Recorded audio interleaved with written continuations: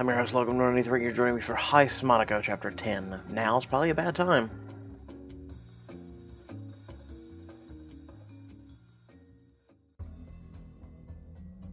I know it's you, John. You may as well lose the mask. For a moment, you stare at Ansel, frozen in shock. And then you take your mask off, serendipitously tapping your earpiece to try and get a signal. And don't bother trying to call for help. We're too far underground for your comms to work. I made sure of that. So, you know, it's me. Does this mean drinks are off? Very funny. You always did resort to humor when at a disadvantage. I'm not gonna tell you what I'm up to, if that's what you're hoping. It would seem we're at a stalemate. I don't know what schemes you're cooking up, and you don't know mine. But now I've got you here. We might as well share a drink, for old time's sake. He slowly pours the wine, and liquid splashing red against the glass slides one over to you. We're not friends, Ansel. If we were, you destroyed that when you turned on me and my crew. We both know things weren't always so bad. You haven't forgotten, have you? How we actually made a good team? You're one of the few people who saw my potential. Well, we all make mistakes. It wasn't a mistake when I stuck my neck out for you. Kept you and the crew from getting arrested. The Santorini job? Of course I remember. I thought you were a good person back then. Remember how it was? When things were good between the four of us. We just grabbed the score and we're on our own way out, and unlike the bonus scene, to see a flashback of how things used to be for Ansel, or with Ansel, and learn more about what motivates him. Okay. No. Thank you. No, thank you. No. If you think I want to sit here and rehash the past with you, think again. Those times are over. Typical. Always focused on yourself to spare a moment for someone else. Well, regardless, I'm sure your crew will be looking for you, so we might as well skip the small talk and get down to it. What's your play here, handsome? I know you brought me down here for a reason. As a matter of fact, I did. There's something you should know. One honest con to another. Yeah, but you're not honest. Honest? You? That's a joke. I'm doing you a favor, John. I'm choosing to share this knowledge with you. You should be grateful. Spit it out, then. I don't have all day. You're so caught up on how I betrayed you that have you ever wondered if anyone else on your crew is so blameless as you think? I trust Ryan Ayers with my life. How do you think I knew where to send the cops at night in New York? You're saying you had an inside intel on where we were planning on meeting after the job. But only Rye had coordinates for our rendezvous point, which he gave to me. I never could have set my trap for you without his help. It was essential. No, he was a pawn.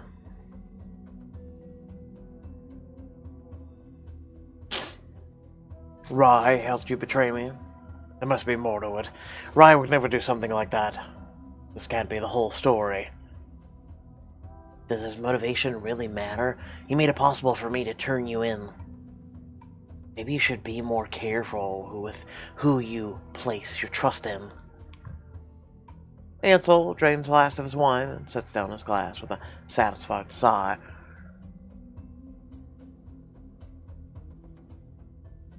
Now you'll have to excuse me. I have a business meeting to get to.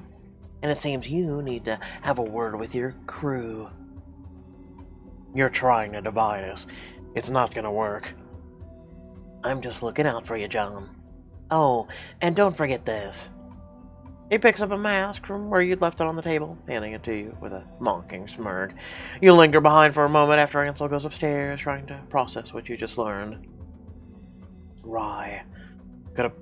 Could what Ansel said be true? Taking a deep breath, you fasten your mask back over your face, steel yourself, and climb the staircase back up to the gala. John, do you copy? Can you hear me? That's it, Rye. It's been too long. I say we go down there and grab John and... I can hear you. My comms cut out while I was underground.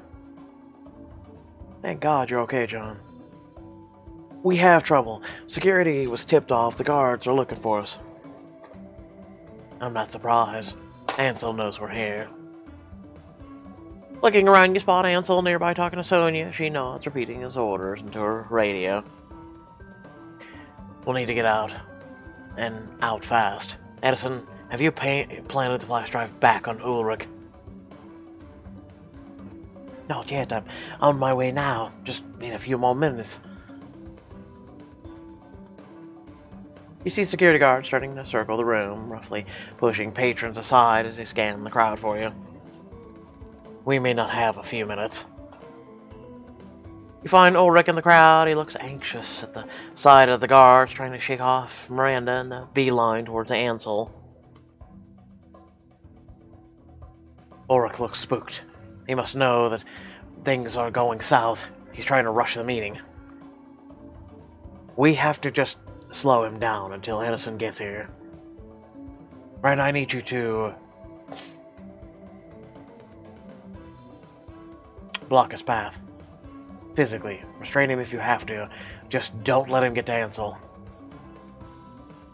Miranda shoots you an uncertain look across the ballroom, hesitates for a moment, and then lunges in front of Ulrich. What are you doing? Oh, I was hoping we could finish our conversation. She hovers in front of Ulrich, trying to block his path. I don't know what's come over you, Serena. Ulrich easily pushes past her, like she isn't even there, ignoring her protests. Sorry, John. That would have been better for Lena. Whatever. You could have fallen, or broken a toe, or... I'm sure he cared. Turning your attention back to the gala, you see the guests are starting to panic. Where are you going? Don't leave yet. The gala isn't over. I haven't had a chance to make my closing speech. Everyone stay calm. We just need to search each room for anyone who doesn't have an invitation, and... You! What am I paying you people for? Make everyone come back! Sir, if you'll just let me do my job... Stay near the wall, keeping out of sight among the milling of guests as you press a hand near your earpiece. Eris Rye, did you make it out? We're with Tilly and Samira now. Lena's standing near the doors in case you need help. The rest of you better hurry up. It's getting crazy out here. It's bad in here, too. We're almost out of time. Edison, what's your status? As you speak, you notice Edison on the other side of the room with Ulrich. Pardon me, did you drop something? Could have sworn I saw something slip out of your port jacket. Where did it fall? A panic expression on his face, Ulrich starts to cast around on the ground nearby. As he stoops over, Edison effortlessly slaps the flash drive into his jacket pocket. I'm terribly sorry. Must have been mistaken. Straightening, Ulrich pats down his pocket and breathes a sigh of relief when he feels the flash drive safely in place. Nearly give me a heart attack. Edison catches your eye and winks. Wouldn't that have been a shame? Finally, some good news. Miranda, did you capture that? The flash drive has been planted. We're good to go. Suddenly, Sonia spots you in the crowd, her eyes narrow. She says a few words into her radio, and moments later you see several security guards heading straight towards you.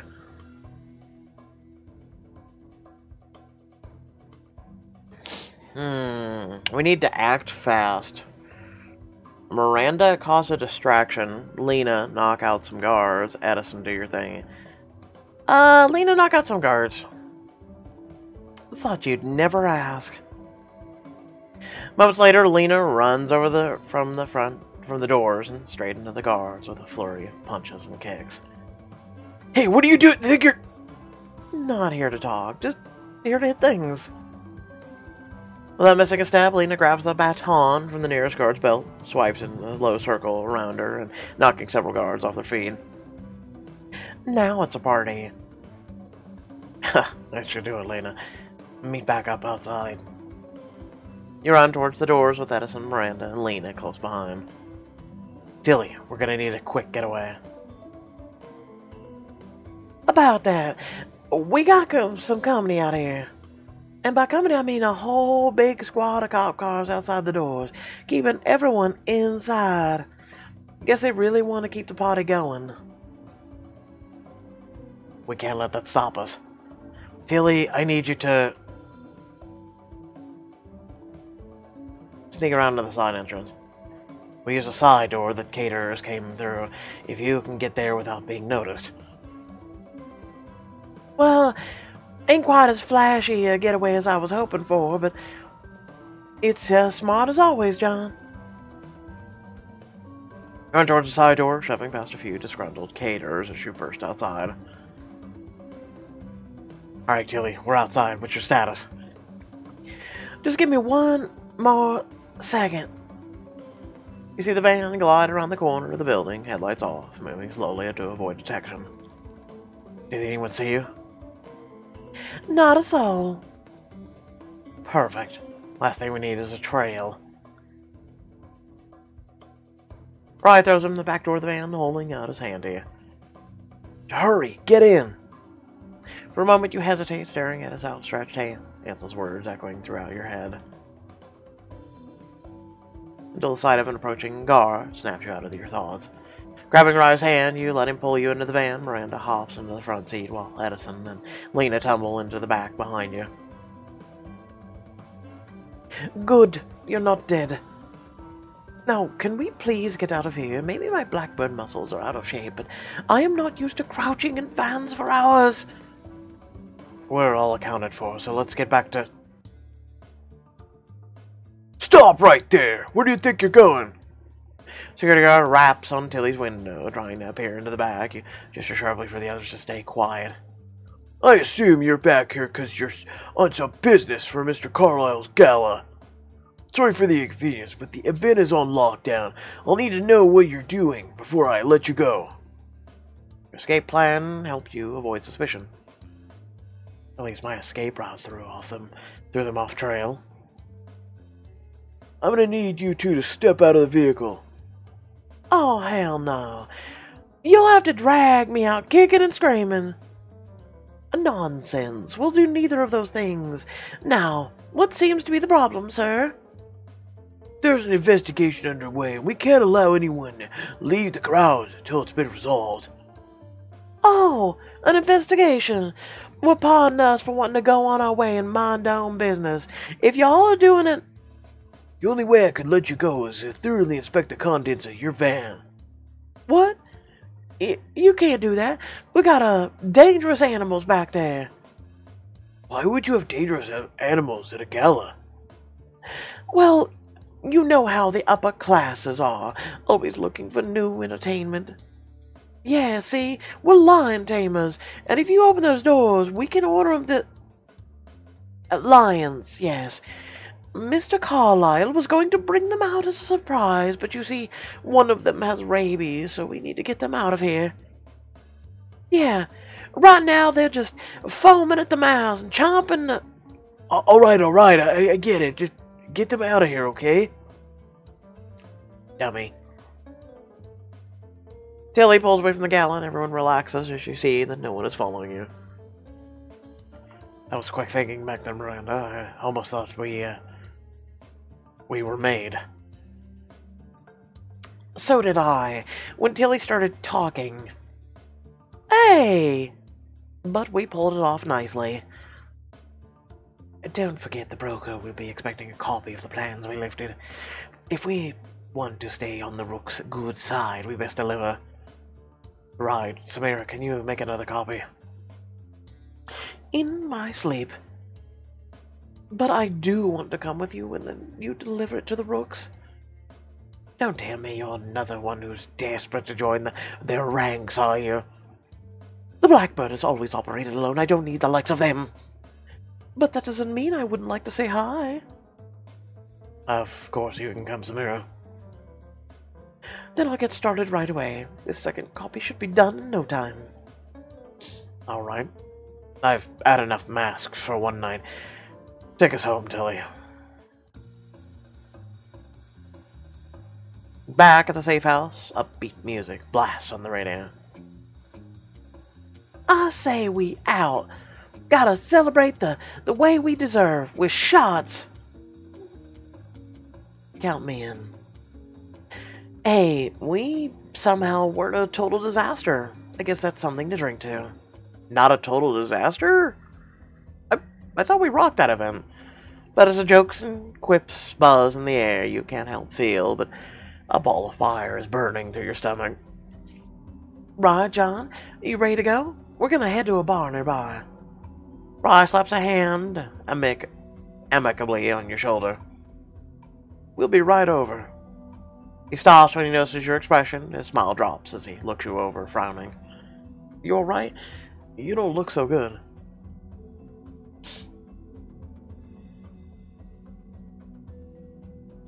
I need to talk to you and Andrus alone, now. You put on a smile for the other crew members, who thankfully don't pick up your discomfort. What's going on, John?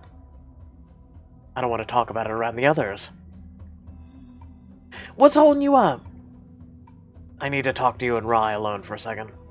The rest of you go on ahead. We'll catch up. Rye and Eris exchange a worried look before complying. As you close to the door of the bedroom, your crew continues to celebrate, none the wiser. When the door finally closes, Eris stares between the two of you, hands on her hips. Alright, John. What's going on? When Ansel had me in the cellar, he told me he had help betraying us 3 years ago. Help from Rye. Eris can't help but gasp, slipping out, her head whipping to stare at Rye. He's lying, right? He must be trying to get into our heads. Right, Rye?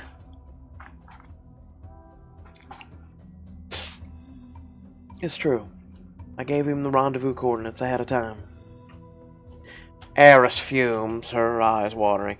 Yeah, but I don't think he did it. I want to believe in the guy. I don't think he did it willingly. Like, okay, you know, I think there was some way Ansel convinced him. Why? For what conceivable reason? I don't know. I didn't know what he would do for the information, and I needed his help. We always talked about moving my mom out of Reno. So, that's what this was about? Your mom's new house in Pasadena? More than that. We've made enemies, John. Stolen from a lot of people. One of those people found out where my mom lived. He made it clear that he'd use that knowledge. I had to move her to safety, get a new home, a new name. Ansel forged the documents for a new identity. In return, he wanted to see the plans of Carlisle's job. Escape routes, rendezvous, everything. He said he wanted to study it, become a better thief. I believed him.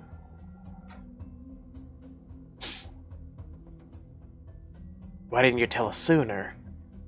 I wanted to tell you both the second I saw you, but every time I tried to bring myself to say it, I just... He really releases a heavy sigh, rubbing at his eyes with his hands. His normal, suave, and calculated exterior now looks like tired, ashamed. I couldn't. Eris seems to be shrinking into herself. She's been silent this whole time. Eris, please say something. Anything. What do you want me to say? Do you want me to cuss you out and blame you for everything? Look, I am feeling about 5 too many emotions right now, and I don't have an answer. I want to blame you, but if someone gave me a way to save my parents, I would take it in a heartbeat.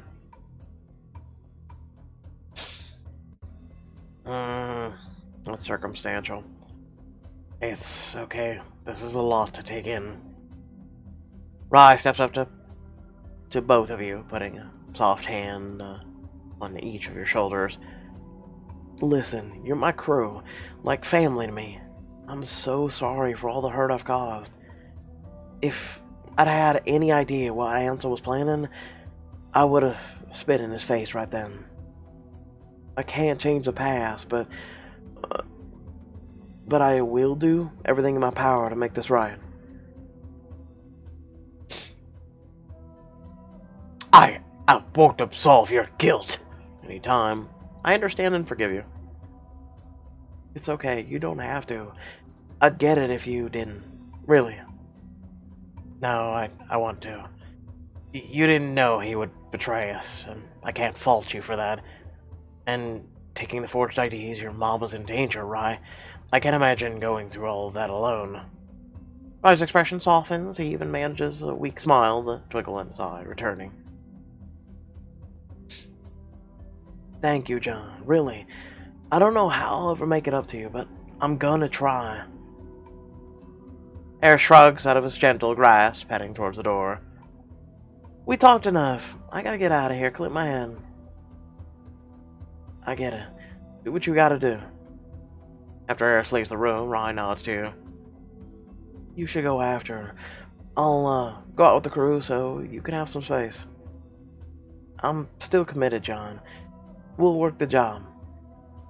Agreed on that much. At least, we'll work the job. Give Rye one final look before heading out into the HQ common room.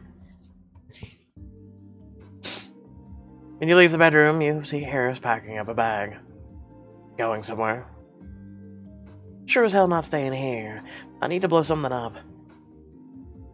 Should I know what you're blowing up, or... Don't worry, I won't get us in trouble. She smiles briefly before shaking her head, rubbing at her eyes. Look, I'm just really shaken right now, and we can't afford that. I thought letting out some steam would help me refocus. You shouldn't stay either. Now that I think of it, wanna come? Oh, I mean, what? Sorry, mine went elsewhere. You mean come blow things up with you, right? Even his mind went there. Yeah, I always find explosions make me feel better. I'm not gonna give in to the pun. That, and let's be real, our alone time these days has been seriously lacking. Eris playfully takes your hand, tugging you towards the door. It would be nice to get away after everything that's happened today. See? What do you say? Come with me and make things go boom.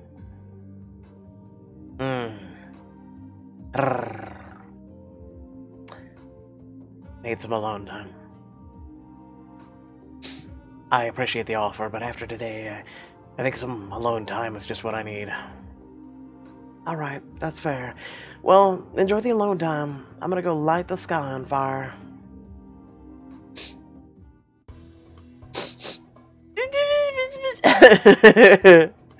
Later, you're poring over some plans when Rye bursts in with your crew.